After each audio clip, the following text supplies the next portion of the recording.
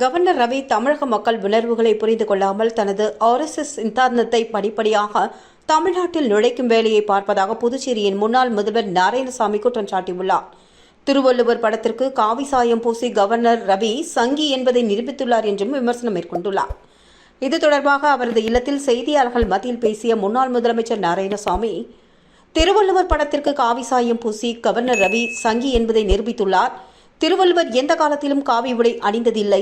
அவர் படங்கள் சிலைகளில் வெள்ளை உடையுடன் இருப்பார். வேண்டுமென்றே பிரச்சனை உருவாக்கிட, தமிழ்நாட்டில் தமிழ் மொழியை கொச்சைப்படுத்திட தமிழக அரசுக்கு தொல்லை கொடுக்கும் சர்ச்சையை வேலையை கவர்னர் செய்து வருகிறார் என்று தெரிவித்த நாராயணசாமி, இதற்கு கவர்னர் மட்டும் பொறுப்பல்ல, அவரை ஊக்குவிக்கும் மத்திய உள்துறை அமைச்சர் அமித்ஷா, பிரதமர் மோடியும் தான் பொறுப்பேற்க வேண்டும் என்றார்.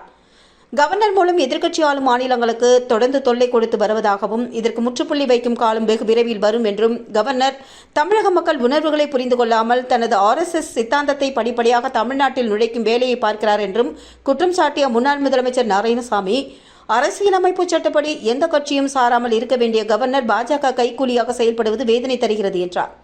மத்தியில் விரைவில் இந்தியா கூட்டணி ஆட்சி அமைக்கும். ஆட்சி அமைத்த 3 மாதங்களில் புதுச்சேரிக்கு மாநில அந்தஸ்து பெற்றுத்தரப்படும் என்று முன்னாள் முதலமைச்சர் நாராயணசாமி தெரிவித்தார்.